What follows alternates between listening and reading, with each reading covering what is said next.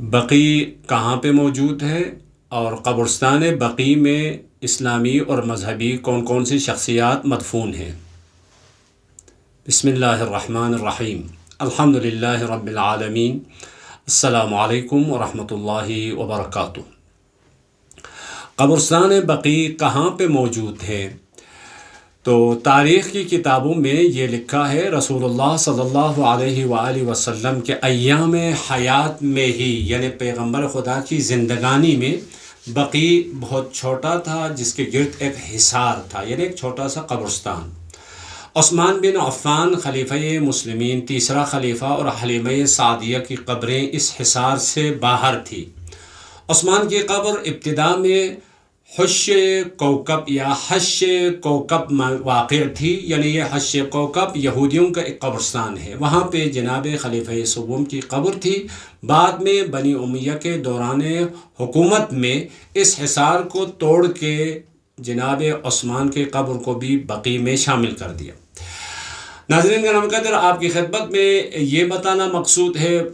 جنت البقیع میں یا قبرستان بقیع میں مہاجرین میں سے یا مسلمانوں میں سے سب سے پہلا کون سا صحابی مدفون ہے؟ تو تاریخی کتابوں میں ہمیں ملتا ہے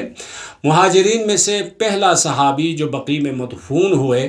رسول اللہ صلی اللہ علیہ وآلہ وسلم کے گراں قدر صحابی عثمان بن مظعون تھے، جو 2 ہجری کو وفات پا گئے۔ عثمان بن مظعون کی بہت بڑی تعریف ہوئی ہے شیعہ اور سنی دونوں کتابوں میں۔ عابد، زاہد، بہت ہی پیغمبر خدا سے بہت زیادہ محبت کرنے والے اور مولا امیر علیہ السلام سے محبت کرنے والے اصحاب میں سے تھے۔ جیسا کہ تاریخ میں ہمیں یہ عبارت ملتی ہے، کان عثمان بن مظعون احد من حرم الخمر فی الجاہلیت، یعنی اسلام کے ظہور سے پہلے، شراب کی حرمت کا حکم آنے سے پہلے شراب کو حرام سمجھتے تھے اور یہ کہا کرتے تھے، وقال لا اشرب شربا يذهب عقلی ويضحك بي من هو ادنى مني، یعنی ایک ایسی چیز میں پینے کے لیے تیار نہیں ہوں جس کی وجہ سے انسان کی عقل زائل ہو جاتی ہے اور انسان اپنا اور پرائے کی تمیز نہیں کر سکتا ہے، لہٰذا میں اس سے اجتناب کرتا ہوں۔ یہ ایک انصار میں سے ہے،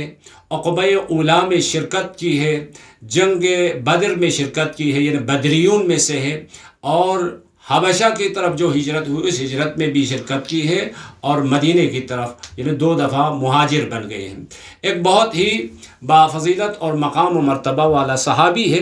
اسی صحابی کی یاد کرتے ہوئے مولا امیر علیہ السلام نے اپنے ایک فرزند کا نام بھی عثمان رکھا تھا، کیونکہ عثمان بن مظعون کو مولا امیر علیہ السلام بار بار اپنا بھائی کہہ کے یاد کرتے تھے، حتیٰ وفات کے بعد بھی عثمان بن مظعون کو اپنا بھائی کہہ کے یاد کرتے تھے۔ بقیع میں یہ پہلا صحابی عثمان بن مظعون ہے، اور آخری صحابی سہل بن سعد ساعدی، جس کی تاریخ وفات ہے 91 ہجری، یہ صحابی رسول پیغمبر خدا کے بقیع میں دفن ہے۔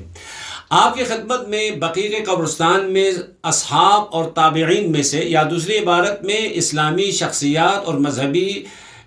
بزرگان میں سے کون کون سی شخصیات بقیع میں دفن ہیں، اس کی ایک فہرست۔ روایات کے مطابق اور محدثین اور مورخین کے نقل کے مطابق بقیع کے قبرستان میں ایک حساب سے، ایک روایت کے مطابق حضرت زہرا سلام اللہ علیہا کی قبر بھی ہے، اور ائمہ 4 امام حسن مجتبی علیہ السلام، امام زین العابدین علیہ السلام، اور امام باقر علیہ السلام، اور امام صادق علیہ السلام کے قبر مطہر بھی بقیع میں ہے۔ پیغمبر خدا کے فرزند گرام قدر حضرت ابراہیم کی قبر بھی بقیع میں ہے۔ پیغمبر خدا کے چاچا حضرت عباس بن عبد المطلب کی قبر بھی، محمد بن حنفیہ کی قبر بھی، حسن بن امام حسن بھی۔ یہ تصویر آپ ملاحظہ کر سکتے ہیں، یہ فاطمہ بنت اسد حضرت امیر علیہ السلام کے مادر گرامی کے قبر، امام حسن مجتبی، امام سجاد علیہ السلام، امام باقر علیہ السلام، اور امام صادق علیہ السلام، اور عباس بن عبد المطلب علیہ السلام کے قبر کی تصویر ہے تقریب کے بعد۔ اس کے علاوہ جناب عقیل ابن ابی طالب، عبداللہ ابن جعفر ابن ابی طالب، اسماعیل بن امام جعفر صادق امام صادق علیہ السلام کا ایک بیٹا امام علیہ السلام کی خود حیات میں اس دنیا سے وفات کر چکے تھے، اسماعیل، اور محسن بن امام علی علیہ السلام جو شہید ہو گئے تھے، جناب محمد ابن زید ابن علی ابن حسین ابن ابی طالب، جناب حسین بن علی ابن حسین، جناب حسن ابن امام صادق، جناب عبداللہ جو امام حسن علیہ السلام کے پوتے ہیں، جناب محمد نفس زکیہ بہت ہی معروف مشہور شہید ہے،